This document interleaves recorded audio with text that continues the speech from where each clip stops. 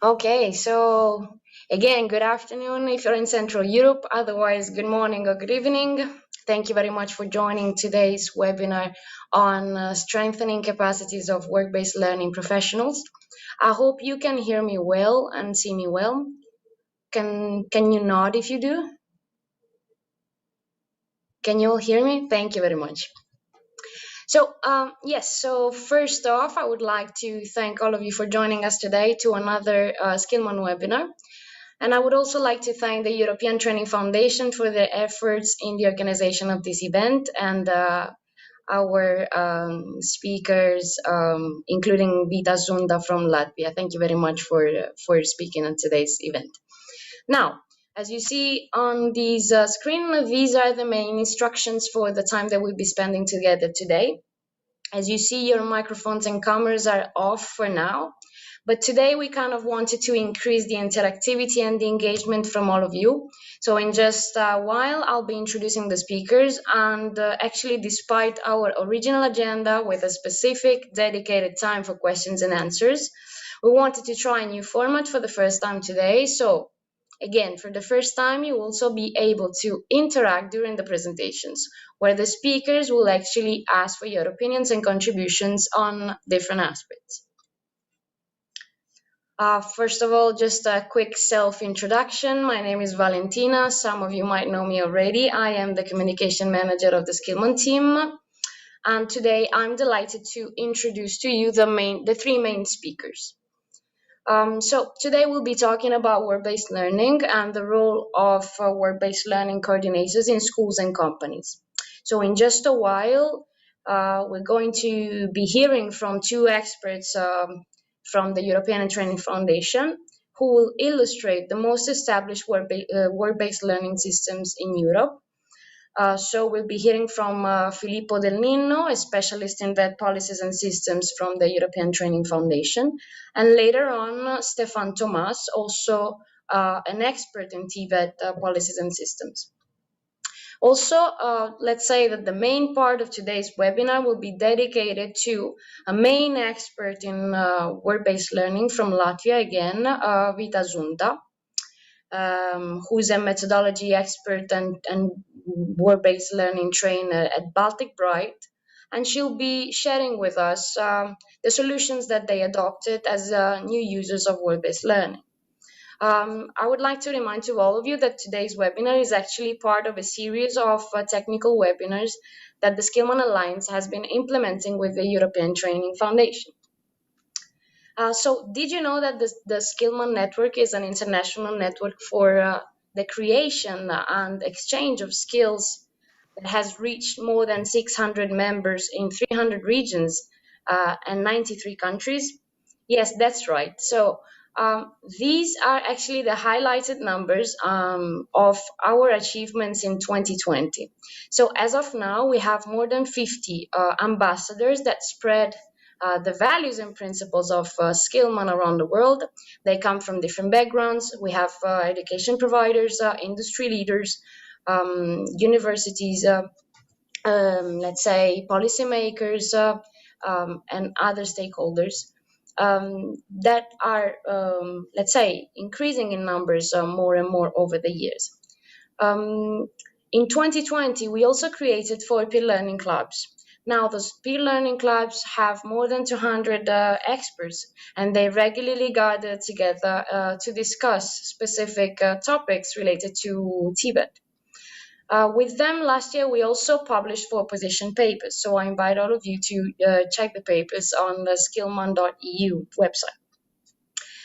If you have been following Skillman for some time, you know that we regularly organize webinars of different sorts, like today's, for example. We also do organize other kinds of webinars on EU funds opportunities and also other seminars that are embedded in the European Skills Week. Also, just to mention some of the highlights that happened last year, we endorsed the Pact for Skills, and we officially issued the Florence Declaration that set the basis of the Skillman ethical campaign. Now, the biggest and main annual event of Skillman is the Skillman International Forum. Last year, it was hosted in December, and we had 470 delegates participating. This year, this event will happen again in the second half of the year. And yes, we'll be organizing the same kind of event every year. Now, I just wanted to show you this slide to illustrate the map of the geographical coverage of our members, so I can share this information with you. And I think also it's important to mention that all the Skillman activities and webinars are organized, are embedded in the SkillNet project, a project co-founded by the European Commission, and aimed at developing a strategy to develop a network of centers of vocational excellence. Within the project, we cooperate with a series of international organizations. Just to mention the Assembly of European Regions, the International Vocational Education and Training Association, then EAPRIL, and also the European Network for Innovation of Inclusion, and in special partnership, let's say, with a special partnership of the European Training Foundation that is with us today. Yes, so since you are attending today's webinar and you're interested in work-based learning, I just wanted to forward you an invitation to join our peer learning clubs. Those, again, are focus groups of different experts from different backgrounds who gather together to discuss certain topics around TVET. Since one of those topics is work-based learning and standards, I strongly recommend you to join these and other of the groups that Julia is sharing with you in the chat right now. Again, if you have technical problems or you would like to watch us live, we are streaming on our YouTube channel, the Skillman.eu YouTube channel, so you can use that link at any time. And also, we would like to have, as usual, a feedback about the quality of this webinar. So please send your evaluation through this link that Julia is sharing with you right now. And please tell us what you think about this webinar. Without any further detail, I would just like to give the floor to Filippo Del Nino, again, a specialist in vet policies and systems from the European Training Foundation. So if you want, Filippo, over to you. The floor is yours. Thank you very much, Vale. Good afternoon to all participants. My name is Filippo Del Nino. I'm working as Human Capital Development Specialist in the European Training Foundation, and I'm part of the ETF Network for Excellence. The ETF Network for Excellence is a network of central vocational excellence based in 29 ETF partner countries from the Northern Africa, Western Balkans, and former Soviet Union countries, where we aim at creating partnership between all these centers of excellence and allowing peer learning activities among them and bringing ETF expertise to facilitate these discussions. Now, a very special pleasure today for me to introduce Vita Zunda. She's a high-level expert in work-based learning from Latvia. It is a pleasure to listen from her today because of her high-level expertise, but also because the approach she brings in is innovative, and it has also very interesting regional approach and regional dimension regarding the Baltic region. It's not the first time ETF creates partnership with the country stakeholders from the Baltic region, as we consider them excellent examples for ETF partner countries. They don't have educational systems which have been historically strong and effective as some of EU countries, but they work very hard. They had very extensive reforms to the education systems in last decades, overcoming many of the challenges that the ETF partner countries are actually facing. And they always bring sort of enthusiasm when they present their experiences.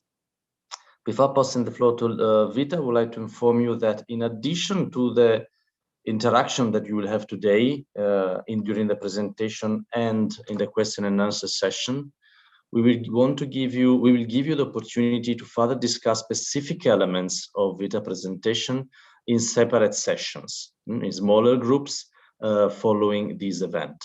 So what I'm going to ask you is to identify specific areas we would like to dig more into it with Vita, And you can send an email. I will write my email in the chat immediately with what you are interested for, and we will cluster them and we will contact you later to have this more in-depth discussion on specific elements of the presentation, the ones that have striken you more. So without hesitation, I pass the floor to Vita, and I will post my email in the chat.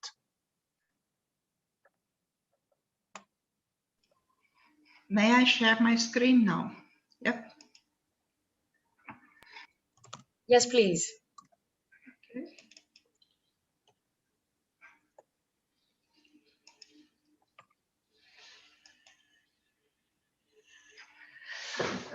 Good afternoon, dear colleagues. My name is Vita. I am from Latvia. And thank you very much for the opportunity to share our experience. In Latvia, when a few years ago we started new type of work-based learning, there were government regulations, and one of the requirements was that the in-company tutors must have some minimum of pedagogical skills, or at least some minimum of skills specific for work-based learning tutors. So this is where we realized that we need special training, because only a small portion of company tutors had some pedagogical background or pedagogical skills. And thus Latvia set out to develop training for in-company tutors, or in this presentation I call them work-based learning tutors or company tutors. And I have been part of this process, both in development of these training programs. We have two main options, 32 hours or 72 hours. And I also have been part of most of the trainings that have taken place over the last 4 or 5 years. Today, I would like to tell you about one specific type of training option which we developed for 32 hours and which we think is unique and maybe innovative for Europe, and we call it tandem training. By tandem, we mean that the company and the school, or the company tutor and the school tutor, are tandem. So the training means, tandem training means joint workshops for school and enterprise tutors. I would like to start with an example or a story which may give you an idea why we came to this approach of tandem training. So this is a story about organization which I know and with which I have cooperated. So there is a large organization which offers traineeships or apprenticeship places for 1 or 2 students per year in the area of office administration. And this organization has good cooperation with one of vocational education and training schools. If I look from my perspective as a cooperation partner, for me, it looks that this could be an ideal place for apprenticeship, because it is a large organization. It has many departments. There are many possibilities to help with phone calls or to prepare different documents. To be involved in organization of events, to communicate with representatives of the sector from other organizations. But what happens with a trainee when the trainee comes to this organization? She or he is sent to the archive, which is in the basement of the building. And her or his task for 6 months is to file documents, arrange files in this basement, which have apparently documents collected over several years. So what happens with the curriculum for the student, the learning plan, and how is the student assessed? Because we know that the student completes the traineeship with signed documents. Is this a good quality traineeship? Dear colleagues, do you have any comments about this situation? If you do, please raise your hand. You have this raise hand button at the bottom part of your screen. So whoever wants to intervene and to contribute and to answer these questions, please raise your hand. Is this something that could happen only in Latvia? Or can this type of traineeship happen in other countries? Because sometimes when I read this story, schools say, no, this is not a typical situation. This is outrageous. But companies sometimes say, yeah, this happens quite a lot. Because, for instance, a big restaurant representative says, yeah, the trainee has to polish glasses for 6 months because we are a big restaurant, we need a lot of glasses, we need to wash them and polish them. Electrician from an electricity company says, yeah, sometimes they have to dig a lot of ditches during their traineeships. So, any comments? There is a question from Khalil. Question?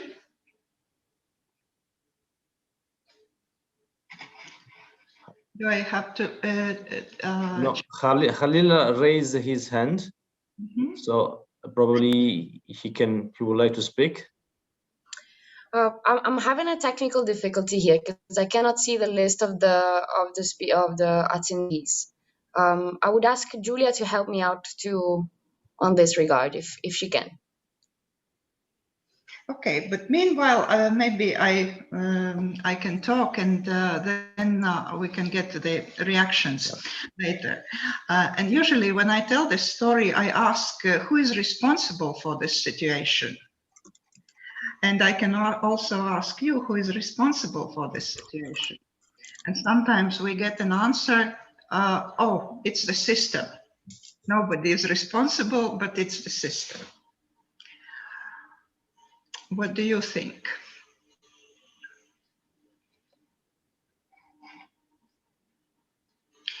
There are many comments which says is in common. Is in Spain. I mean, another comments from yeah, there are several colleagues who actually said this is common. And yeah. Rita Orlando would like to reply. Rita, I think you can take the floor. Should I do something to let? No, I think she can actually. Filippo, you would have to switch on her microphone. Now you can. I can. Yes, now you can. I'm sorry I had to do it, but I'm having troubles with that.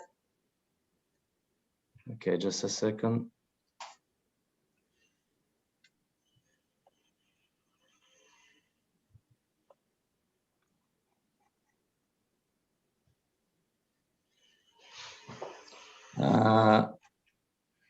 I have some problems in doing it.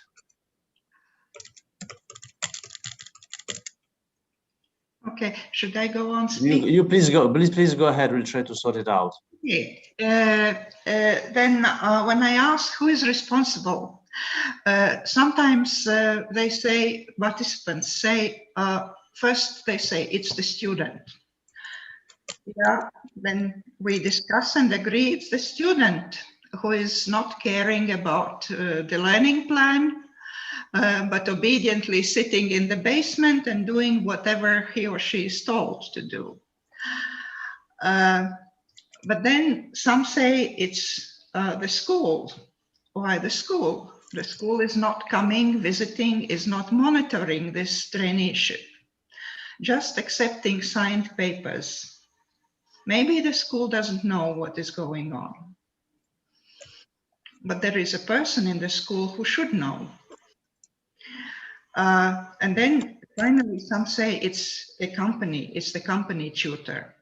Some say it's the company manager, because the manager apparently has signed an agreement with the school and decided that we accept trainees. So in the end, after a long discussion or short discussion, we usually come to the conclusion that it's not just one person or the system, but there are three main actors who are involved in this situation and who could correct this situation.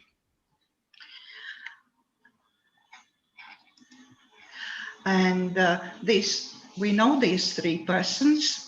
That is the trainee himself or herself, and that is the tutor at school or work-based learning coordinator at school, and that is the workplace tutor. And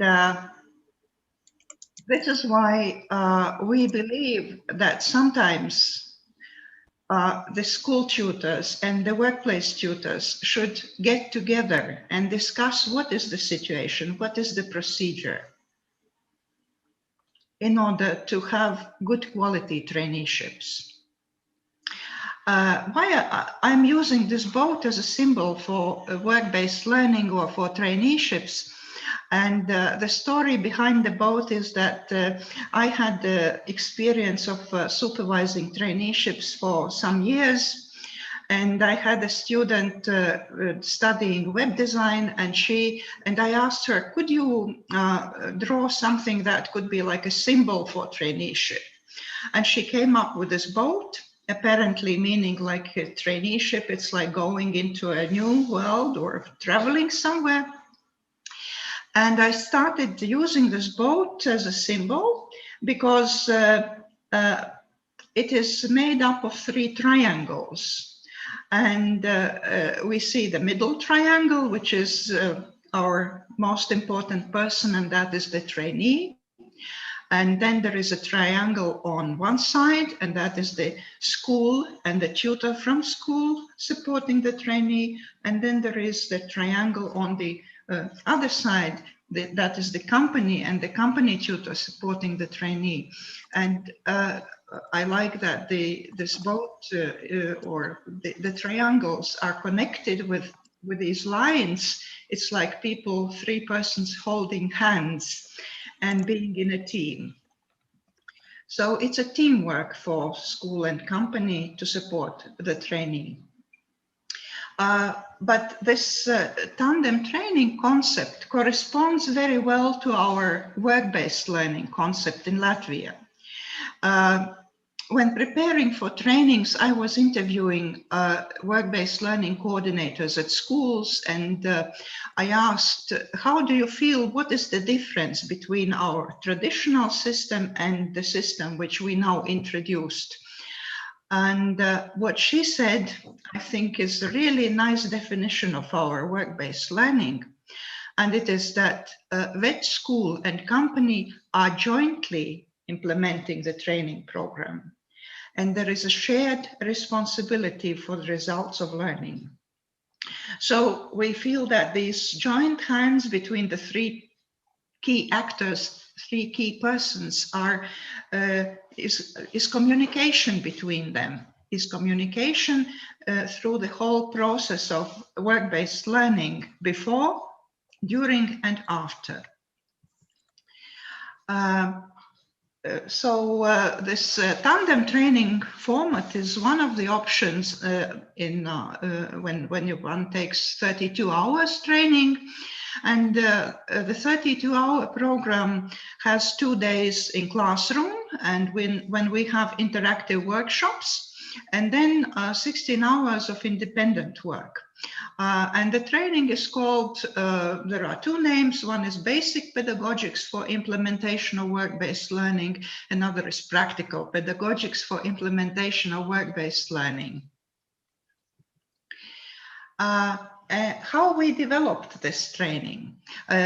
Actually, all programs, but specifically tandem training. We have had several EU projects with focus on work-based learning and training for tutors since approximately 2012.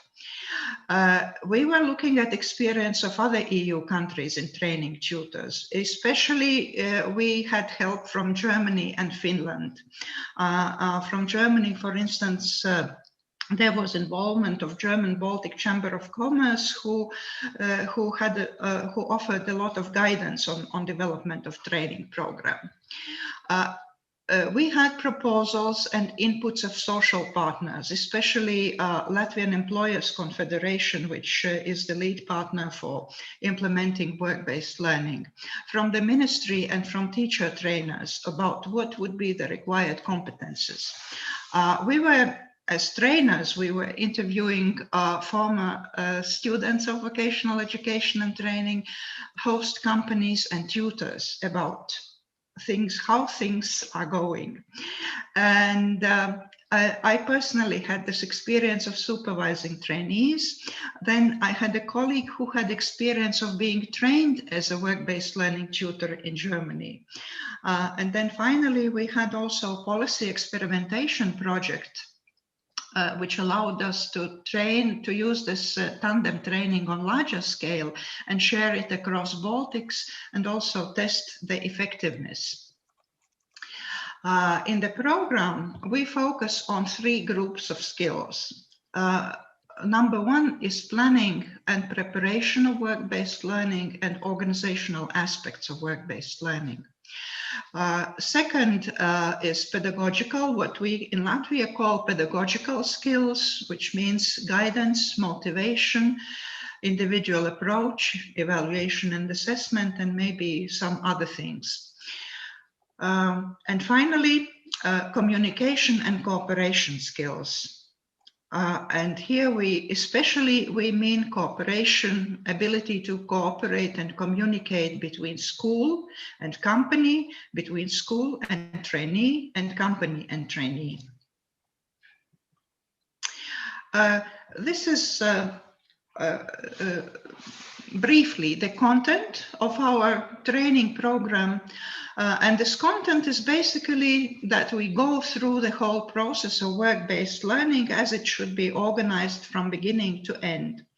But we start with introduction, some general topics, for instance, vocational education training system in our country and also in other countries, and work-based learning system, legal requirements, quality framework, benefits of work-based learning for trainee, for school, for company, and what are the requirements for company to be a good place for work-based learning. Then planning and roles and responsibilities of the involved parties. So these are the general topics, and then we have before, during, and after. So before is the preparation stage, and we talk about the communication between what the school has to communicate with the company, and the school with the trainee, and the company with the trainee. Competence-based approach and knowing of occupational standards and curriculum, and how to formulate learning goals and competences. Preparing individual learning plans, because this is another requirement in our work-based learning system, that trainees have to have individual learning plans. During stage, and here we mostly focus on pedagogy, guidance, motivating, coaching, assessing, practical training methods, and communication between all 3. And after stage, assessment, communication again, and evaluation of quality and how to continue cooperation.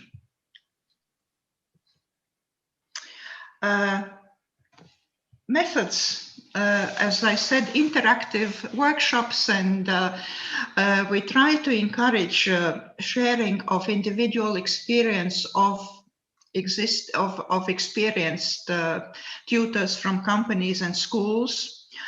We use a lot of group work with brainstorming and discussions, also real case discussions and analysis. We have some videos, and we use role plays and simulations.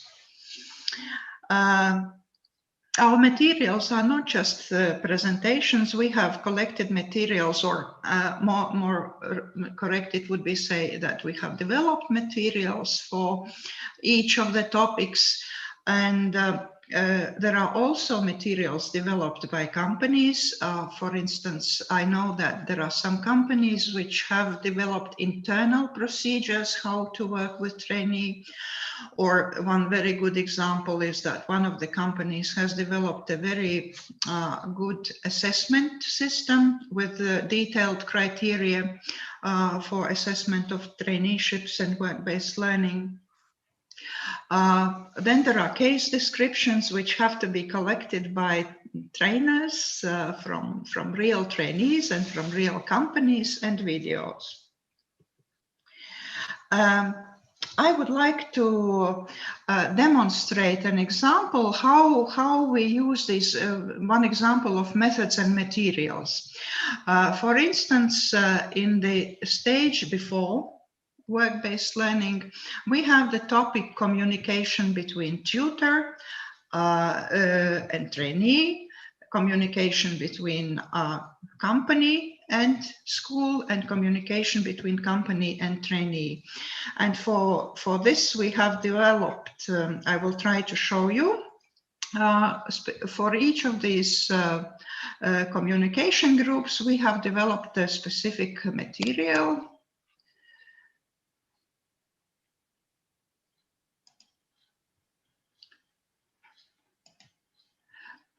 For instance, there is a material, support material, meeting between tutor and trainee, and what are the topics to be discussed and covered in this meeting and in this situation.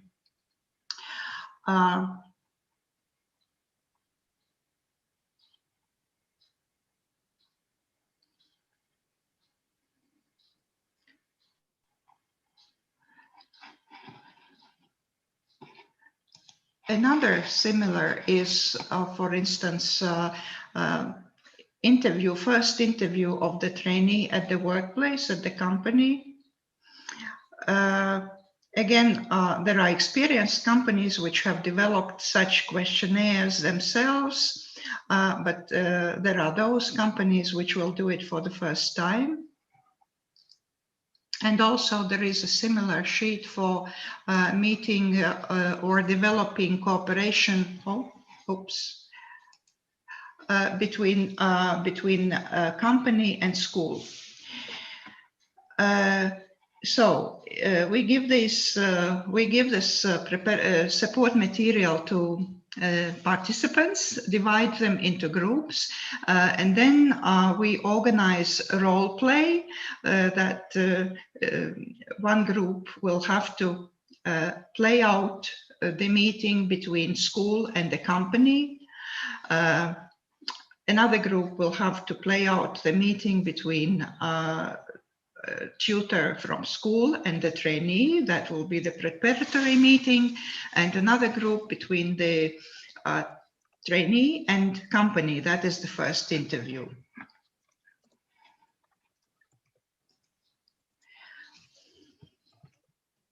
Also, another example of practical training methods from our German colleagues. We have borrowed the so-called 4-step method instructing trainee, and we have developed a video which we demonstrate a video how this 4-step method is used by the trainer at the workplace.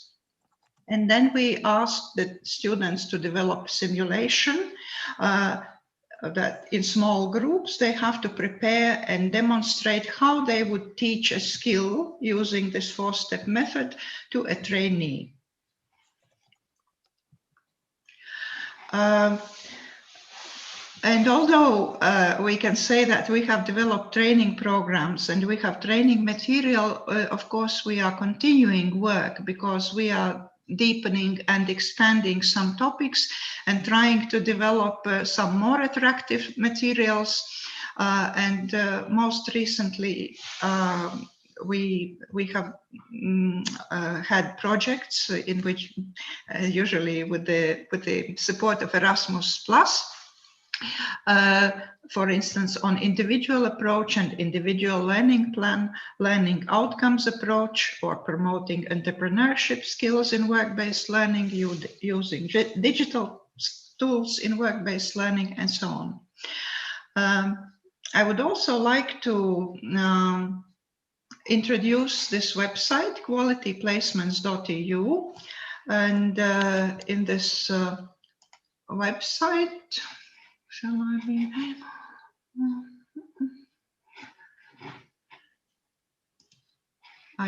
somehow I cannot get to this. Okay. Vita, maybe there are already a few questions you could start replying coming out of your presentation. Okay.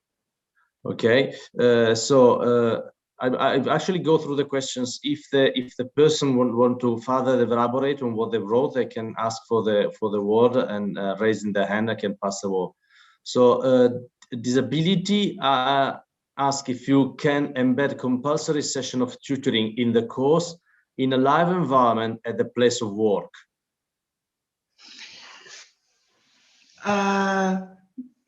Can you repeat the question? I am not sure. If you can embed compulsory session of tutoring in the course in a live environment in the company. So in the company premises. In the company premises, yes, we do that. We have done that. We have done tutoring in the company premises. Yeah, this organization, or how participants are collected, has taken place in different ways. And there have been companies who say that we would like to train 10 tutors or 10 or 15 in-company trainers, and we can organize everything at our company, and we do that. Yes. And okay, there's almost a bit more provocative and ask if company does actually have a lot of time to spend in this discussion. So how you do convince company to allocate their staff to these activities instead of actually working in the company? Yeah, the question, if I think this was one of the debate points. Shall we be able, before we started training, shall we be able to collect people from companies for 2 days of training because they have to get away from their work? But somehow it has happened that company people really signed up, and even there were not enough trainings as how many company people wanted to have these trainings. I think one of the reasons was that there was financial benefit of social fund for companies who got involved in training. But on the other hand, also we saw many companies who are so dedicated to the concept of this new work-based learning, apprenticeship type of work-based learning, that they are willing to invest their own time to develop it within their companies, and because they see it as really how they can have this ability to attract new employees, qualified employees all the time to their companies. From that, they would have this direct connection with the school, and I think they understand that this is investing in human resources. Okay, from Ilse is asking if it would be interesting to know how the company representatives perceive the training, and if there's a difference in their perception by when they start and when they finish the training. Yes, it's a good question. Thank you very much, because a few slides further down, I have quoted feedbacks from the company representatives. But I have to say that in general, all trainings were perceived in a positive way. And I think one of the reasons is not just training itself, but really the dedication of the company management, that it is an important step for them to have this work-based learning and have people who would take care in their company for work-based learning. But I think this training was perceived in a positive way because also we tried to be very practical in the training. We did not have any theories. We tried to use the practical experience from schools and companies and stories, real life stories, and this was. But again, in this option, when they were together with schools, because I have trained in-company trainers alone and together with schools. And the situation when they are together with schools is much, much better, much more positive. Because in that case, it's not, I do not feel that I have to persuade them or convince them of something. It's just, I feel just like a moderator because they are so much interested in communicating with schools about different topics. This was very encouraging for our tandem training because they like to be together with schools in the training. Thank you very much, Vita. Just one last question and then I'll let you continue the presentation. It's from Stefan. Have you made the program compulsory for those companies that want to take on board learners?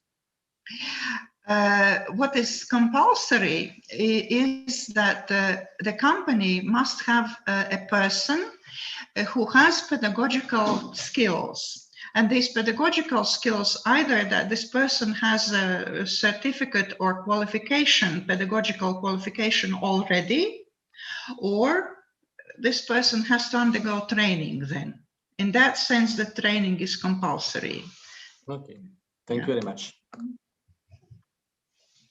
So I can go on. Yes. Okay. Yeah, we discussed this. Results and impact of tandem training.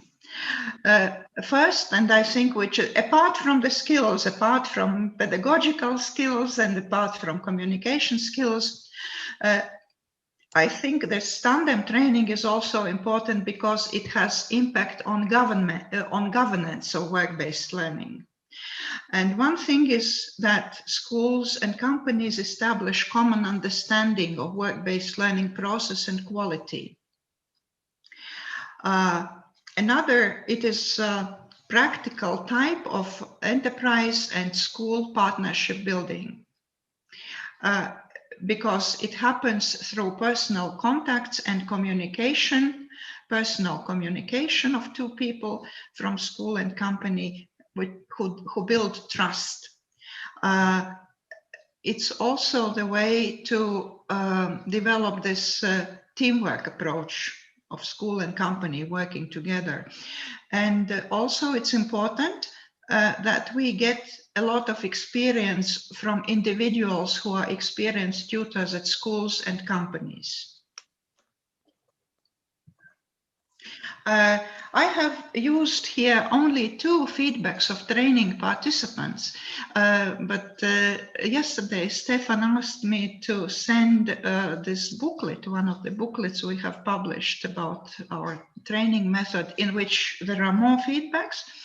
But of course, there were very, very positive feedbacks. These 2 are from Latvian Railway Company. So one person said, it is good we were together with school tutors. I understood that their work is hard and we need to work together. And another person said, before, when I saw my colleagues working with trainees, I thought, thank God I don't have to do this. Now I think I can help them learn something. And I realized I have to change myself.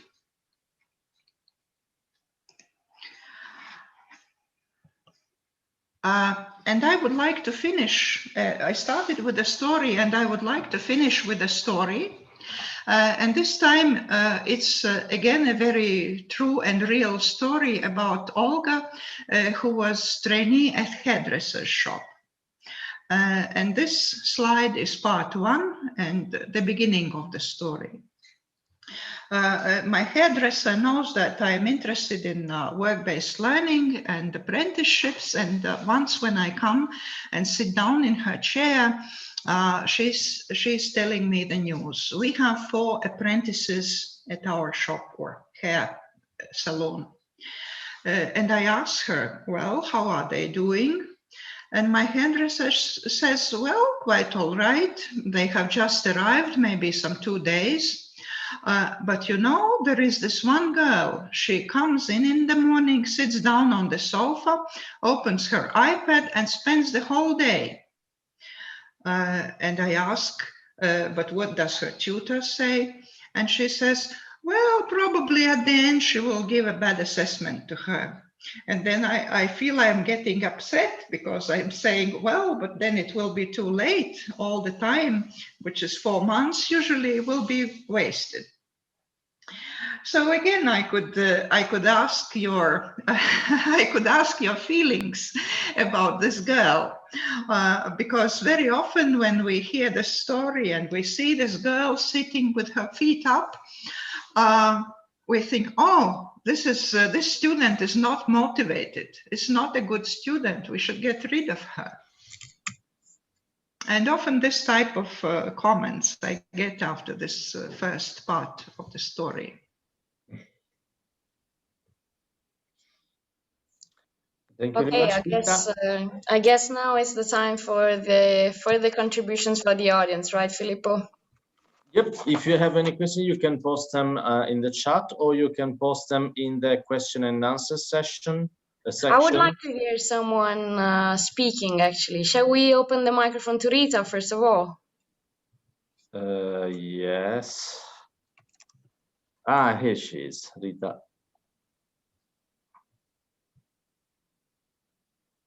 Okay, can you hear me now?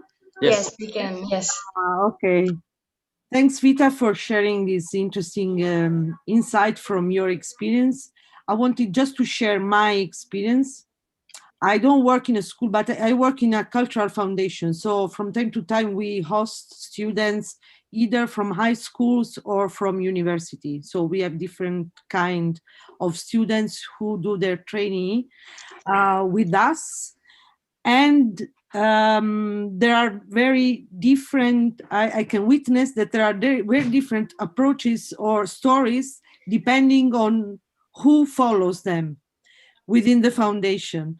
So you are perfectly right. It depends on the tutor on both sides. I have to say that schools do not follow. I mean, I'm sharing my personal experience in Italy, so I'm not saying that it is the truth, but it's quite correct that schools do not invest, let's say, enough time or do not take care of their students when they are out of schools in companies.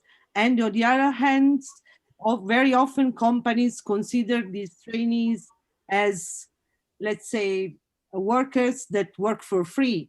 And this is the main mistakes, first of all. Secondly, there's a strange approach where nobody asks to these students who they want to achieve, which kind of experience they expect, or which kind of learning experience they want to run, or if they have a specific interest, why they have chosen an organization rather than another one.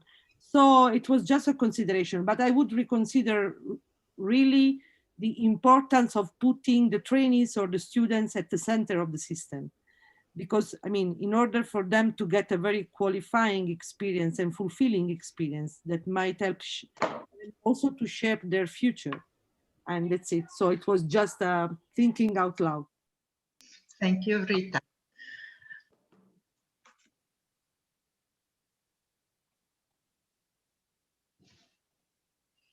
Any comments about this girl, how you feel about her? Well, one of the participants actually says, you can't leave us like that. We want to know what happened to the hairdresser trainee. So the one that has second half of the story. Yeah, sure. Sometimes after this first part, we just want to throw her out of the hairdresser shop, let her go home or wherever. Okay, the next part of the story.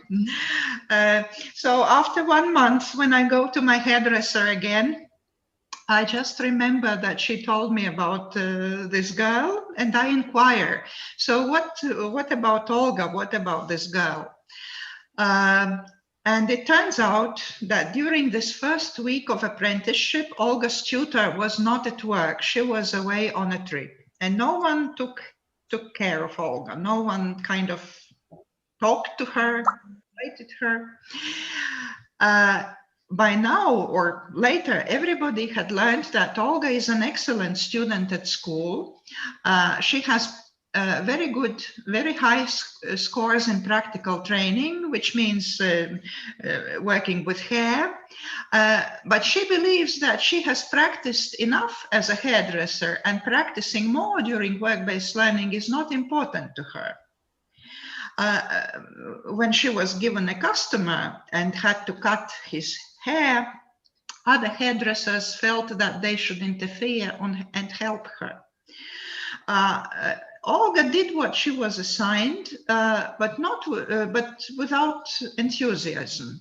Olga said that in the future she will not serve customers. She wants to set up her own hairdresser shop, and she will be the owner of the hairdressers, the manager of the hairdressers company. And again, this opens us a new perspective on Olga. What to do with her? Should we find a way to motivate her? Should we somehow help her to understand this management side of the hairdressers or the business side of the hairdressers? Should we somehow make her to practice, to understand that she needs to practice and practice?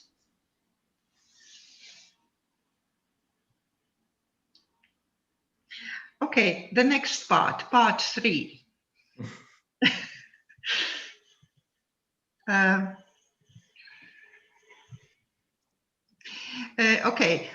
Then after some time, when I started preparing a training course, I decided I need to find out about Olga, about her background. And I went to school, style and fashion school, and I found Olga's practical training teacher at school tutor. And and from her, I learned about Olga. Olga comes from a well-to-do family. The parents are owners of some small business, and parents wanted Olga to go to hairdresser's school and told her that after she graduates the school, they will buy a hairdresser shop for her. Olga herself was not very enthusiastic. But she thought, okay, I will obey my mother and father. I will spend 1 or 2 years at this hairdresser's school because I do not have any other plans right now. But then maybe I will do something else. And Olga really wanted to leave school after the first year and after the second year. But the school tutor says, I didn't let her go. She kept persuading Olga that Olga should finish the hairdresser's school. And I was really surprised at this point. I asked, but why did you press her? Because she didn't want her. And the tutor at school said, at the very beginning, I noticed that Olga is very good with her hands. In the first training, I saw that she can develop into a very good hairdresser. So she would be the right person for this profession. Again, what do we see here? I think we see a very typical situation in Latvia that the trainees, the students choose this school and this profession because their parents tell them to do so. Or because of some practical reasons, because the school is not far away from home. in this case, Olga's parents. Again, the tutor at school notices that Olga has talent to be a hairdresser and tries to persuade her to finish the school. And I don't know, is it good that no one is interested in what Olga really wants? Because ultimately she finishes school because of these tutors and parents and everybody, she gets a qualification. So what do you think? Anyone else would like to speak? Please raise your hands if you do. We want to hear more from your side. So let's see. Well, if I may, I think it's while waiting for participants to actually raise their hands, it's interesting to see how important it is to connect the career guidance services to the other components of the educational system. So apparently they actually do a different work. I mean, somebody is actually supporting the students in company, somebody in the school. But in the end, if you don't talk to each other, you end up in this situation, like where the tutor says you have to finish because that's my job. I mean, my job is to force you to finish. But what's really missing is career guidance as in a lifelong learning perspective. So it's not one specific moment where you decide and then your life is done, but it's something that you have to reflect the whole time. And it's difficult because we tend to reason around what are our daily tasks and what are my objective in terms of what I have to do. And that's a complexity of the education system. Yeah, and it also shows the big role of the workplace and work and school tutor, that these tutors are actually so important in the life, in the fate of the student, of the person, because they are not just trainers of professional skills, but they are also career guides and colleagues and mentors. And this role of the tutor is very broad and very important. Ilse would like to talk. Yes, good afternoon. Just a very short comment. I really feel the same way as Filippo commented about the career guidance, and one observation that in Latvia, and I have a feeling in discussions with my other colleagues in Europe, the career guidance systems are in place, but very often they are kind of a separate project. Just we do the career guidance. Whereas Vita's presentation and example shows that we all have to work on embedding the career guidance as an organic part of the training. And this is, I think, a big challenge everywhere, and we should maybe think in Europe together how to do it, how to embed it into the training system. Thank you very much. Thank you, Ilse. We have a comment from another participant. It's from Ida, says, in my country, my TVET trainee goes out looking for their own placement for the other training, and the schools will not even know where some of the students are having the internship. So it's going to be hard for the schools to know how these students is doing outside. It's impossible for the tutors to know how these students are performing in the internship places.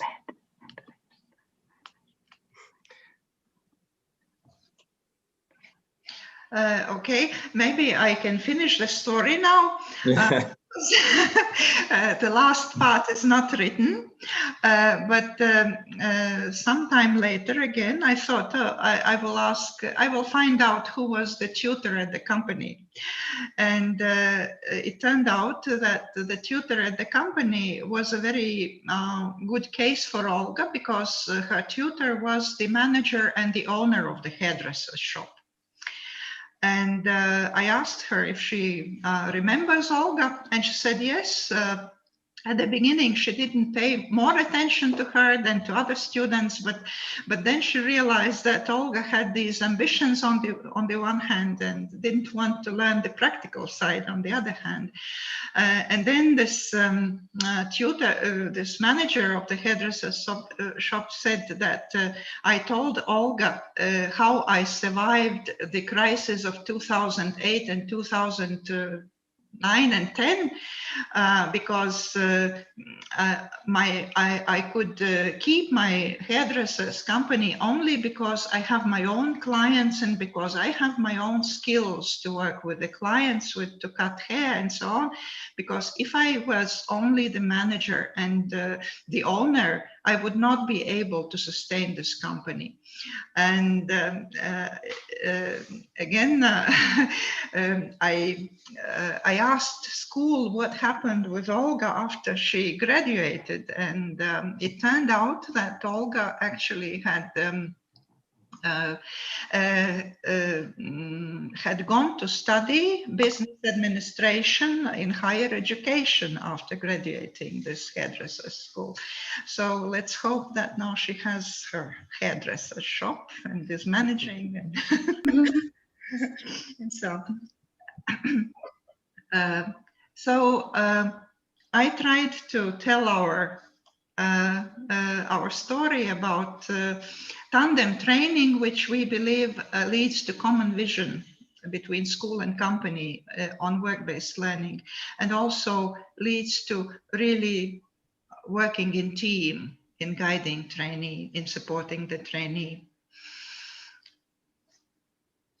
I remembered one more thing connected with one of the questions that you asked, because there was this question about the feedbacks of participants, if their attitude changed from the beginning to the end of the training.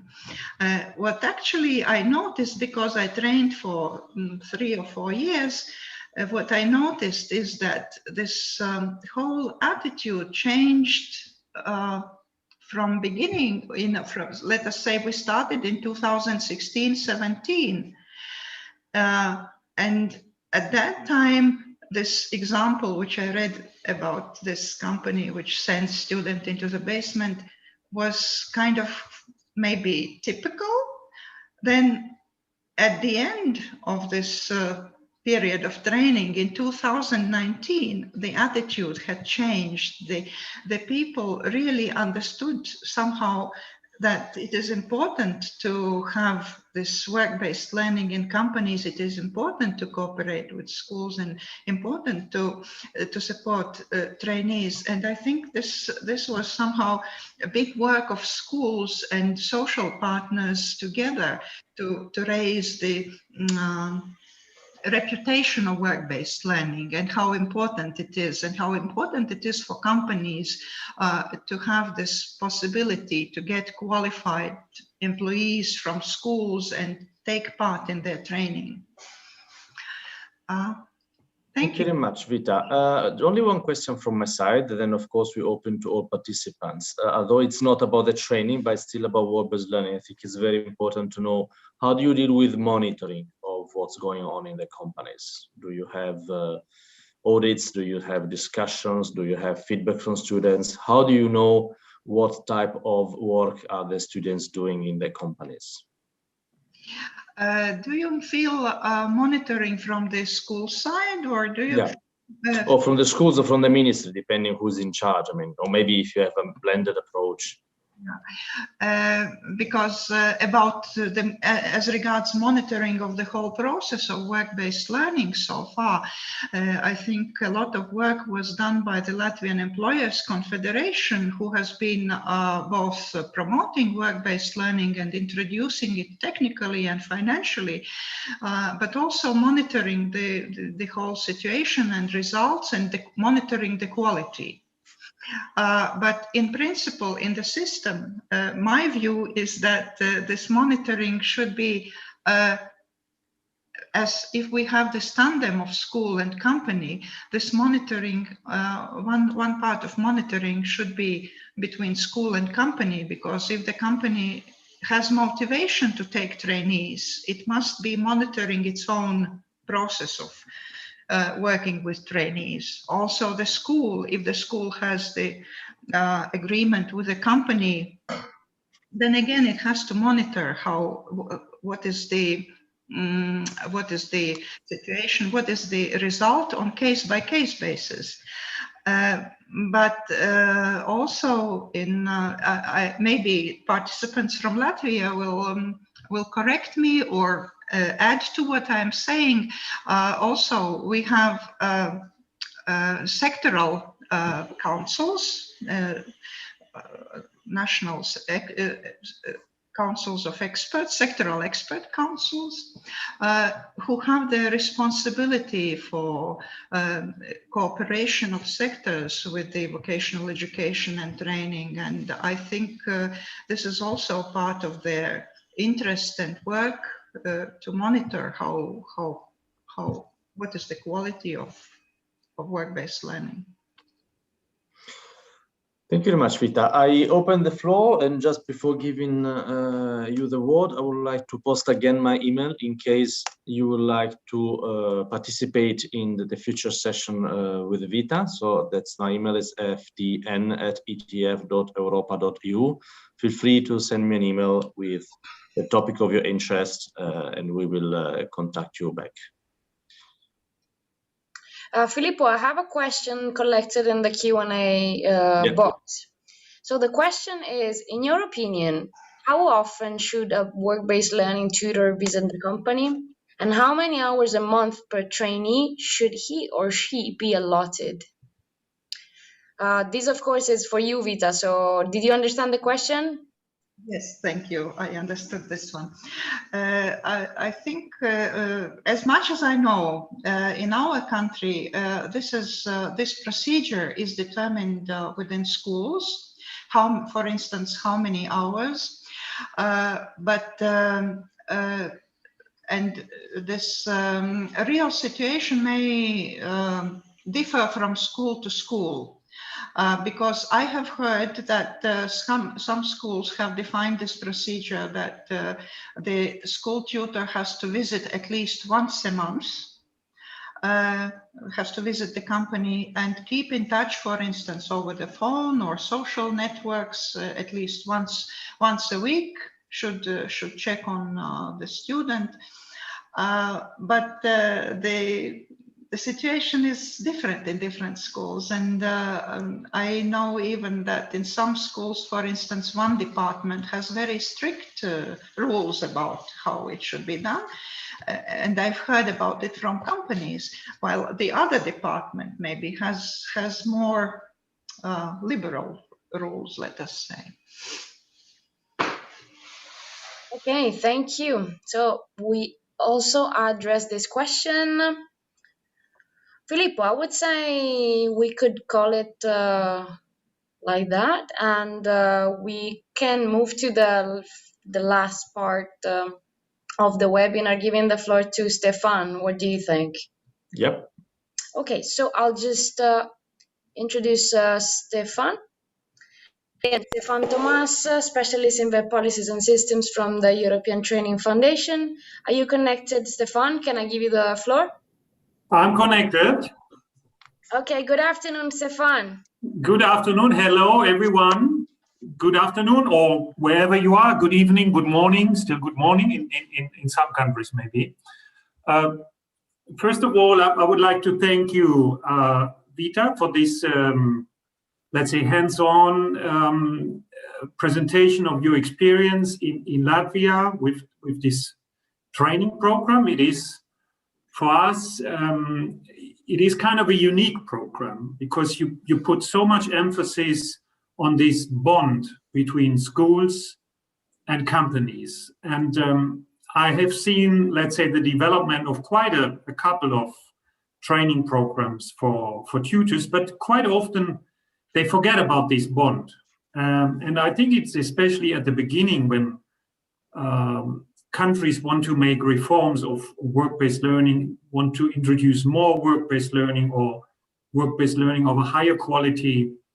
It is extremely important to establish this bridge between the two learning venues. On one side, the companies, on the other side, the school, and of course, in the middle, there's always the learner.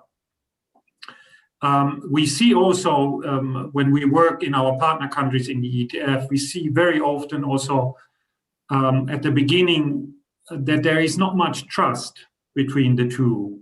Very often there's also even a blame game going on. So schools blame companies that they do not fulfill their responsibilities, and vice versa. So I really like this approach, this emphasis on communication, also with the student. In that way, I would say it is kind of unique, this program. And when I got to learn more about it a little bit more than a year ago, I was immediately somehow attracted by this approach, and I'm happy I had the opportunity to learn it from you.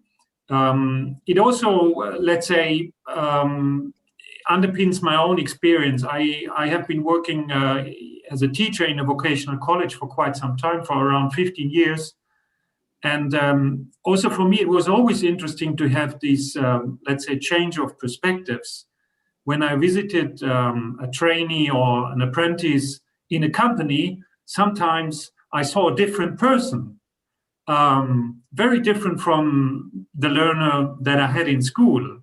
Suddenly I saw somebody with a lot of self-confidence, somebody interested, very well respected, because he could show or she could show some qualities she or he was not able to show in school. So I think also for others as teachers, it is of eminent importance also to, from time to time, to see our students, our learners in a different context.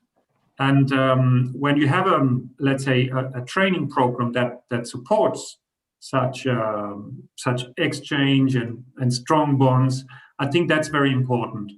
It is an important example. I'm always taking it when I, for example, when I speak to policymakers or principals in schools in the Western Balkans, where they have initiated new reforms now. There's a lot going on there in that region, but also in the Eastern Partnership, in countries also in Central Asia, in Kazakhstan, for example.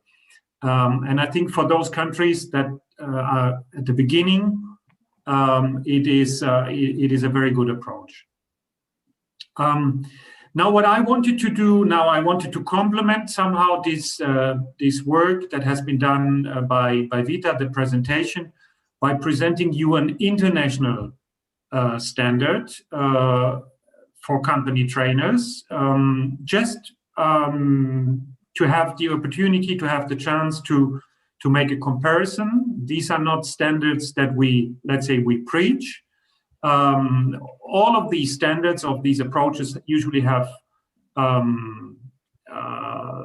let's say, pros and sometimes also cons. I mean, that might also be the case. But it is a different approach, and it was a multi-country project implemented a few years ago. And maybe, Valentina, we could go to the slides. Yeah, thank you. So this international standard was developed in the Southeast Asian region. It was a bottom-up approach. The standard was developed by 60 experts coming from countries such as Cambodia, Laos, Myanmar, the Philippines, Thailand, and Vietnam. The development was supported by the National Agency of Germany and also by GSZ, the National Bilateral Aid Agency. And maybe we have a brief look at the structure, and there you will find, of course, similarities what Vita has presented. Next slide, please. There are 4 modules in this program. It's analyzing work, tasks, and defining learning requirements, planning and preparing training, conducting training, and then also we have a part on the evaluation and on further development. But what is missing, and when you have a look into this standard, and I will give you the link, this let's say this feature that is very prominent in the Latvian approach, making this link also to the schools, that is somehow missing in this international standard, and that is it's quite interesting to see already. Maybe we could go to the next slide. I just wanted to give there's one slide missing, I think, with should be another one with the, I think you left one out, Valentina, or maybe go up.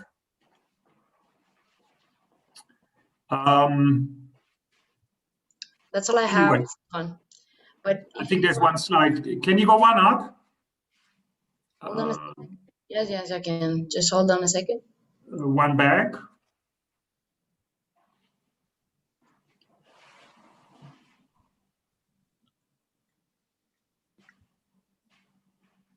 Yeah, no, that one is missing. There was one more, which I also wanted to show you the structure a little bit. I mean, just one slide. How the program is structured in terms of competencies, also in terms of attitudes, but not very different from what you find in Latvia, for example. This is your presentation, Stefan. Sorry, right? Yeah, the second last one. Yeah. Yeah, there were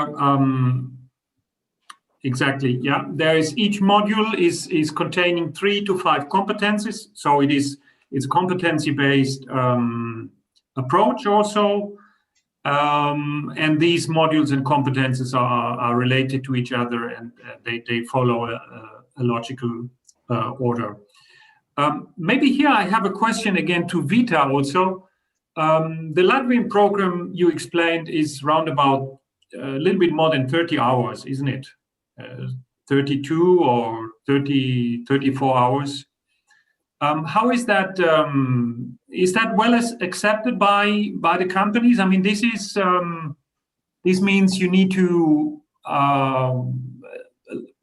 you need to give a leave to a worker or a superior for almost 4 days. So let's say 4 days. It's quite a lot of time. And we see from other countries that this is very often it's difficult to convince employers. What is your experience with that? Yes. Thank you for the question. Our experience is probably similar in the sense that when the training was not yet launched, but there were these proposals that the company representatives would have to leave the companies for 2 days or 4 days or 5 days, then immediately there was, we will not be able to do that. We will never do that. There will be no one will choose this training and so on. In reality, as I said, we have 2 types of programs. One is 32 hours and another one 72 hours. In the case of 32 hours, there are only 2 days which are classroom days. And 2 other days, these other 16 hours are independent work, which means that you actually can do it on Saturday or you can do it in the evening. You do not have to go away from work. In the case of 72 hours, there are, I think, some 5 days of classroom training. But nevertheless, all those 32-hour programs and 72-hour programs were when they were launched, in reality, they were in great demand. Okay. There were more participants than could be admitted. Mm-hmm. And it is basically, we can say it is basically paid by the companies. They don't receive any incentives, or do you have incentives for the companies?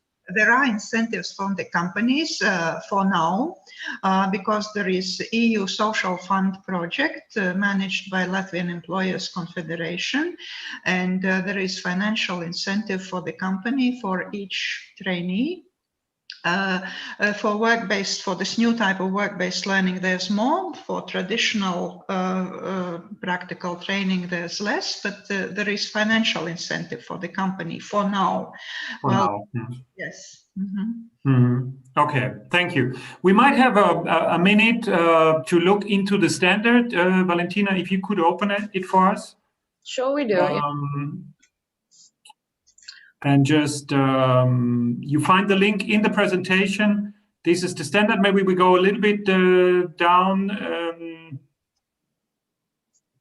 to show you one module, how it is structured. It's a very short paper. It's only 14 pages. Here you can see, for example, the module 1, analyzing work tasks and defining learning requirements. There are different competences here. For example, competency 1.1 is to carry out workplace analysis for occupational learning. And then you have the skills and knowledge, and you have on the other side the content and the topics. So I guess this is structured in a similar way as many national standards. As I said here, let's say the interesting feature is that this is a standard that was developed by 6 different countries. So a lot of different experience came in here. And just maybe if you're interested in that, take it as an example that can be, of course, adjusted, that can be further tailored to your needs. This is not meant to be, let's say, the best practice. It is just one practice, and we saw the Latvian or the Baltic approach is another practice, and also emphasizing a little bit on other, let's say, aspects. I don't want to go further into it. You will have that example. You can, as I said, compared with national standards. If you are currently in the process of developing a standard, it will definitely be of help. But also, of course, I recommend, I encourage you to look a little bit more in detail at the standard, at the program that has been developed in Latvia and in the Baltic region. And as my colleague Filippo already mentioned, there will be an opportunity for those who are interested in a more detailed discussion with Vita. Please write to Filippo. We can offer you either discussions in a group, or eventually, if the demand is not too high, even bilaterally. If you have a need for further advice, Vita, let's say, can support you, can give you advice. Of course, that is limited. I would say first come, first serve. But this is still part of our offer. With that, I would like also to conclude. We had a small group today, between 25 and 30 most of the time, which is good. Because it also allows a little bit more for exchange, interactivity. I would like to thank you for all your participation, for your contributions, and wish everybody a nice afternoon. And then over to Valentina, I guess. Thank you very much, Stefan. Thank you very much for your contributions. I have here just a couple of questions in the Q&A. After wrapping up, we have to be kind of brief because the time has already come for us to just wrap up this webinar today. The first one is from Sandra. Sandra Mangas asks, well, she says, I'm interested in work-based learning as a source of information for TVET. Are there countries or projects where the companies and students are asked, maybe through a poll or interviews, after finishing their training period, about which skills they find they excel at, or they lack, or should develop more? in order to us teachers up to date with what's happening at companies. So again, this is a question for you, Vita, and I don't know if you understand the questions, but so she asked if there's maybe polls or interviews or anything that the companies do after they finish the training period about to find out what skills they find do they excel at, or something that they lack, something that they're missing. Thank you for the question.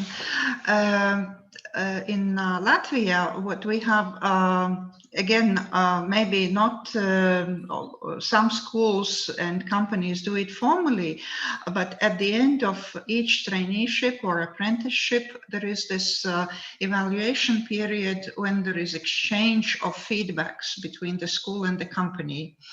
And the schools have developed standard questionnaires which they ask the company to fill in about the traineeship, but also about the maybe about the whole curriculum and whatever the company thinks should be improved. At least I know that all our companies, they are trying to provide these feedbacks about what should be changed maybe or improved in the training programs on the basis of what they see during work-based learning. Also, during training, we have encouraged companies and schools to develop the forms or templates for asking feedbacks and providing feedbacks. What we have done in our European projects, in which we have had these transnational or international traineeships, we have developed special tracking system. Let us say that we develop, based on Google Forms, develop a whole set of questionnaires for student, for company, and for school, with all kinds of questions about the traineeship and also about the skills which they acquired or which they lacked and so on. We have tried to do on a project basis. Okay, thank you. Valentina, I may also add to that very briefly. I mean, this is also, let's say, a task that can be done by a teacher, especially when you have let's say, a system where learners leave all at the same time to, let's say, different companies, and then when they come back, for example, at the end of the week or after a period of 2 or 3 months. It is quite important for the teacher to facilitate a discussion also among the learners. Let's take, for example, the hotel sector. There might be a student who is learning or who is going for work-based learning in a very small family-owned hotel in the city of Florence, for example, in Italy. And then there might be another student who is doing his a period of work-based learning in a big international chain like Hilton or Ramadan. These are two, or can be two, very different learning experiences, and to facilitate then also afterwards the exchange between the different students, that might also help. That's also kind of an evaluation, and it is also, let's say, encouraging the self-evaluation of the students. So here the teachers definitely also have certainly a role. May I add a little bit also? May I add? Yeah. Sure. Also, when we talk about this communication between school and company during the work-based learning, for instance, I know that one school said that we encourage our teacher to visit company every week so that both sides, they try to look at the skills and they try to agree what skills are, what is the level of skills and how we assess these skills, that they really it's not taking place only after the work-based learning, but actually it's taking place during the work-based learning. And I think also work-based learning is an instrument for school, not thinking about students, it's an instrument for schools to keep in touch with the sector, with the industry.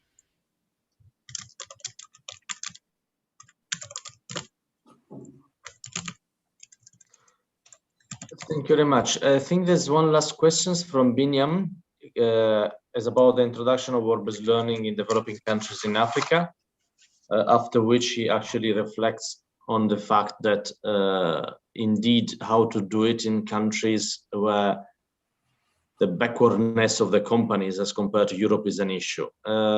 It's a very long question in terms of how to reply. As ETF, that's one of our main area of work. From my side, I can only tell you that it is essential to have not only the companies, but the Federation of Employers on board. And I think this has been mentioned by Vita when she says that one of the key strengths behind the system in Latvia is how much the Latvian Employers Organization is behind it. So it's the organization who actually goes and convinces the individual employers and tell them it's important, because for the whole system it is important. When this is lacking, you are in serious troubles implementing work-based learning. I don't know if Stefan wants to further elaborate. I mean, we can't really give you a full answer because it's quite challenging issue. But, yeah. I pass the floor to yeah. Stefan. First of all, Binyam, I want to encourage you. It is definitely important, and it is happening already in many countries. I have worked myself a few years in Africa, in countries like Ethiopia, but also South Sudan, Botswana, Malawi, Zambia, Zimbabwe, and it is happening. The major difference is indeed, like you say, we have a huge informal economy in those countries. We are currently working a little bit on that. My colleague Fabiana is also with us, and she just finalized some research on how big the informal economies are still in sub-Saharan African countries, and we see it is still around 80%. And of course, work-based learning systems need to be aligned to that reality. So we talk more about informal apprenticeships that can be step-by-step upgraded and more formalized. This is the big challenge in sub-Saharan Africa. But it is happening. We have lots of good examples. There is a huge, let's say, a huge emphasis on this right now. Many European projects also support closer cooperation between, let's say, the world of education and the world of work. So if you have questions about that, we could go more into the details. I'm not totally sure from which country you're from, but I'm definitely ready to support you. And if you have, let's say, questions more specifically on the program also, I guess you could arrange a bilateral discussion with Vita. Eventually, she could also help you to let's say, adjust the program a little bit to your specific environment. Do we already have a date for the other session specifically with Vita, or not yet? No, we need not to see. Yet. We need to see what people are interested in and try to cluster the topics and give time Vita to prepare. So we'll let the people who express interest know, and but it's going to be around end of March. I mean, timing which is okay. So close whoever, to this. yes, exactly. I've posted again. My email is ftn@etf.europa.eu. That's it. So whoever wants to get further into this topic with Vita, please send an email to Filippo. From my side, I would just like to remind all of you, if you want to continue follow the Skillman webinars, we will have two next week. One on the 25th about ambitious skills and innovation strategies, and the second one the day after, March 26th, about innovation and farming. Those will be done in cooperation with the Assembly of European Regions.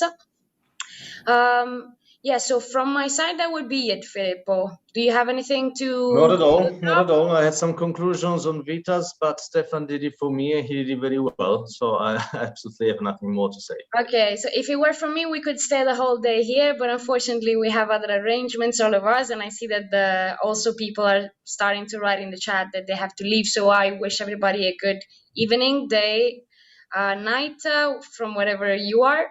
And yes, thank you very much for participating. Let's get in touch soon. Thank you. Bye-bye. Bye-bye. Thank you.